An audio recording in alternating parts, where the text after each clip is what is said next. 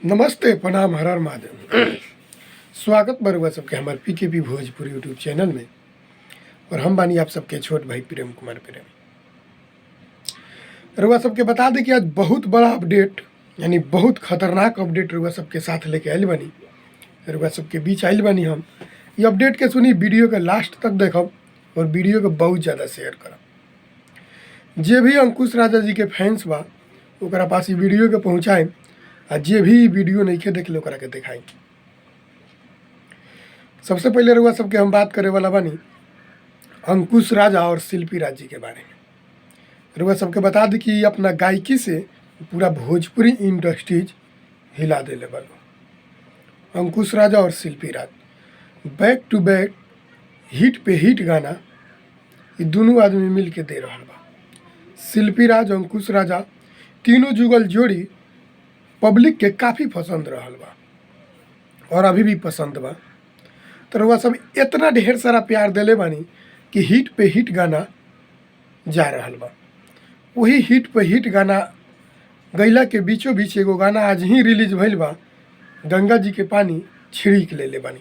हमरा आशा ना पूरा विश्वास बा कि भोजपुरी इंडस्ट्रीज में फिर से ये गाना तहलका मचाई। DRS म्यूजिक से ये गाना के रिलीज कर गई बा और रोशन सिंह जी के म्यूजिक दहल बा।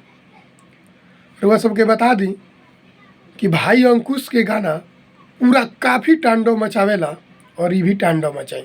हाल फिलहाल में बेटी विदाई गीत जिसमें अंकुश राजा शिल्पी राज जी के प्रियंका सिंह जी लास्ट में गाना के गौले बनी और उनमें काजल रगवानी जी वीडियो में काम करे बनी। वीडियो देख के काफ़ी हमरा पसंद आई। ओकरा से भी ई कोनो विदाई गीत बा, लेकिन ये भोजपुरी के एगो बहुत बड़ा लेवल के गाना बहुत बढ़िया DRS म्यूजिक से रिलीज कर गई बा, गंगा जी के पानी छिड़क ले बानी। भोजपुरी इंडस्ट्रीज के एगो काफ़ी नाम और काफ़ी पसंद करे वाला गाना, ऑर्केस्ट्रा के ब्लास्ट गाना यानी 2022 के सबसे ब्लास्ट गाना गंगा जी के पानी छिड़क ले बानी। रुआ सब गाना के सुनी, ढेर सारा प्यार आशीर्वाद दी, ढेर सारा शेयर करी। काहे कि गाना भी हम सुन के थोड़ा सा हमरा अलग ही लागल। काहे कि पूरा अंकुश राजा जी के गाना पूरा हिट पे हिट रहल बा, तो ये भी गाना हिट रही। पूरा हिट बा, पूरा ब्लास्ट बा। ऑर्केस्ट्रा के तो पूछे ही के नहीं, पूरा ब्लास्ट गाना बा। तो सब गाना के सुनी, ढेर सारा प्यार आशीर्वाद दी। गंगा जी के पानी छिड़क ले बानी। यूट्यूब पर सर्च करी DRS म्यूजिक, वही म्यूजिक से रिलीज कर गई बा। DRS म्यूजिक से अंकुश राजा शिल्पी राज गंगा जी के पानी छिड़क ले बानी। तो अगर हुआ सब देखा तनी हमारे पीकेपी भोजपुरी, तो एक चैनल के सब्सक्राइब करके और वीडियो के लाइक जरूर करम और सब्सक्राइब करके बेल आइकन बटन जरूर दबाएं और वीडियो के इतना शेयर करब ताकि अंकुश राजा जी के फैंस के पास पहुँचे।